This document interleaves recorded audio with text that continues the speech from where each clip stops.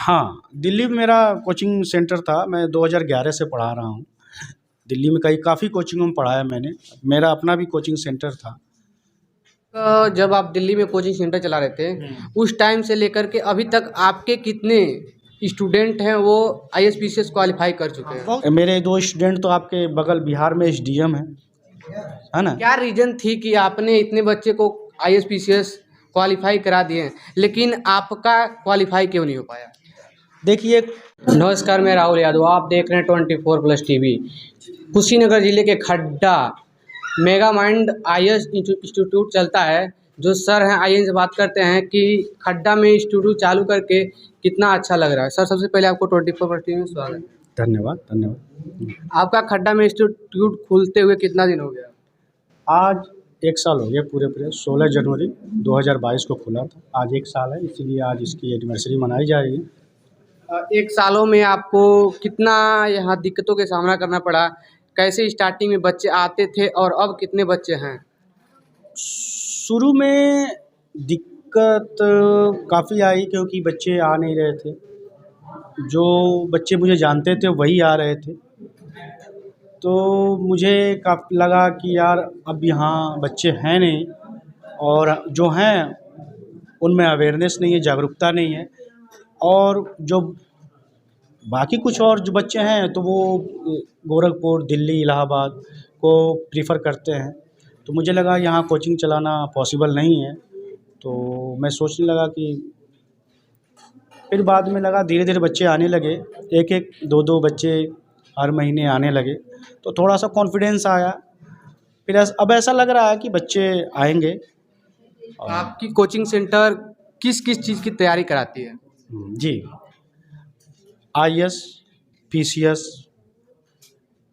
Net, one day के exam, SSC, UP triple SSC और लेखपाल, बीडीओ, सिपाही, वनडे के सारे एग्ज़ाम की तैयारी कराई जाती है।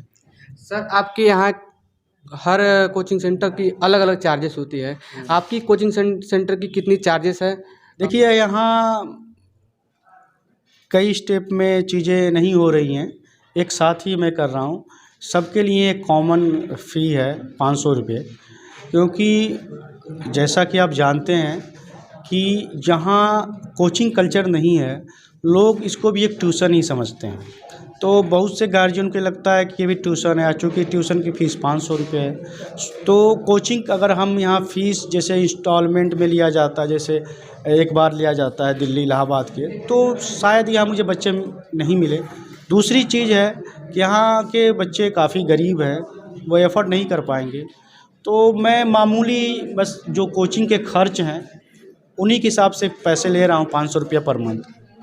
कहीं न कहीं जो बाहर बच्चे जाके कोचिंग सेंटर में पढ़ाई करते हैं, उससे कहीं ज़्यादा बेहतर जो खड्डा में कोचिंग सेंटर चल रहा है। सर, आप पता चला है कि आप दिल्ली में भी कोचिंग सेंटर चला रहे थे? हाँ, दिल्ली में मेरा कोचिंग सेंटर था। मैं 2011 से पढ़ा रहा हूँ। दिल्ली में काफ़ी कोचिंगों में पढ़ाया मैंने। मेरा अपना भी कोचिंग सेंटर था। मेरा कोई ऐसा इरादा नहीं था कि दिल्ली से मुझे आना पड़ेगा। ये चांस की बात है, कोरोना आ गया, कोरोना के बाद से आना पड़ा। कुछ परिस्थितियाँ ऐसी हुई कि मैं दोबारा वापस जा नहीं सका। तो मैंने सोचा फिर मैं करूं क्या, दूसरा कोई काम मुझे आता नहीं है। आता है, ऐसा नहीं है, कहने का मतलब जिस काम में मैं कंफर्टेबल हूं, एक्सपर्ट हूं, मैं फिर दोहरा रहा हूं कि मेरा अभी भी मानना है जिस काम में आप एक्सपर्ट हो वही काम करना चाहिए। तो कहीं न कहीं शिक्षा एक ऐसा टफ चीज़ है जो बच्चों को समझाने में, मोटिवेट करने में काफ़ी लोग नहीं कर पाते हैं और कोचिंग सेंटर बंद कर देते हैं। तो आप कैसे इतने बच्चे को मोटिवेट करके अभी पढ़ा रहे हैं? देखिए, कोई भी काम अगर आप अपने पसंद नापसंद के हिसाब से करेंगे तो ये नौबत नहीं आएगी बंद करने की। लेकिन हाँ, आप पैसा कमाने के उद्देश्य से करेंगे तो आप बंद कर सकते हैं, क्योंकि आपने काफ़ी इन्वेस्टमेंट कर दिया, मुनाफा हो नहीं रहा है, तो आप सोचेंगे यार दूसरा कोई काम करता हूँ, समझ रहे हैं? तो उसके बाद क्या होगा कि आप बंद कर देंगे। लेकिन अब पसंद नापसंद की जहाँ बात आती है तो चल रहा है, नहीं चल रहा है, आप कोशिश कर रहे हैं, क्योंकि यही काम आपको अच्छा लगता है करना। आपको पता है एक दिन हम सफल ज़रूर होंगे। तो बंद करने की कभी नौबत नहीं आती है अगर आप पसंद के हिसाब से काम करते हैं तो। आज नहीं तो कल, कल नहीं तो परसों, परसों नहीं तो नेक्स्ट डे सफल तो होना ही है। कहीं ना कहीं अगर जो आप मेहनत करेंगे तो एक ना एक दिन सफल होंगे। लेकिन देखा जाए जो देहात के बच्चे होते हैं इनको समझाने में काफ़ी टाइम लगता है, तो आप कैसे इन चीज़ों को हैंडल करते हैं? देखिए, देहात के बच्चे जो है इनका जो एक तो लेट ग्रोथ रेट होता है, मतलब लेट ग्रोथ लेंथ का मतलब होता है बच्चे लेट से मैच्योर होते हैं, परिपक्व होते हैं। मतलब समझ रहे हैं ना, शहर के बच्चों की अपेक्षा देहात के बच्चे अपने करियर को लेके बहुत लेट से सोचते हैं। जहाँ शहर के बच्चे 12 साल 13 साल की उम्र से ही लेके डिसाइड करते हैं मुझे क्या करना है, आगे की चीज़ें कैसे करनी है, वो अपना प्लान करते हैं। लेकिन देहात के बच्चे बड़े हो जाते हैं, माँ बाप के पैसे से पढ़ रहे हैं, खा रहे हैं, पी रहे हैं, तो कोई टेंशन नहीं रहता है, कोई लक्ष्य नहीं रहता है। तो हाँ, ये दिक्कत तो है देहात के बच्चों को मोटिवेट करना।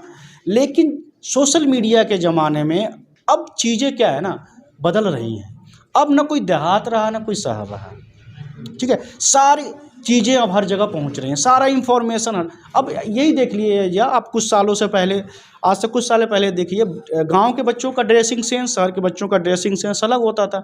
बड़े आसानी से आप पहचान लेते थे कौन देहात का बच्चा है कौन। आज की डेट में अब मुश्किल हो जाता है, क्योंकि जैसा ड्रेसिंग सेंस शहर के बच्चों का सेम वही। हाँ, थोड़े बहुत डिफरेंस हैं तो वो तो रहेंगे, तो ऐसा नहीं है। हाँ, थोड़ा मुश्किल तो है, लेकिन सोशल मीडिया ने इसको आसान कर दिया है कि अब देहात के बच्चे रहे नहीं, अब काफ़ी स्मार्ट हो गए हैं। अभी आपको कोचिंग सेंटर चलाते 1 साल हो गया और आज आपका कोचिंग सेंटर का एनिवर्सरी भी है, तो इस पे बच्चे कितने, जब स्टार्टिंग किए तब से और अभी कितने डिफरेंस है और कितने बच्चे? अभी मेरे पास लगभग 50 बच्चे हैं, तो बच्चे धीरे धीरे आ रहे हैं, तो उम्मीद है कि बच्चे धीरे धीरे बढ़ेंगे।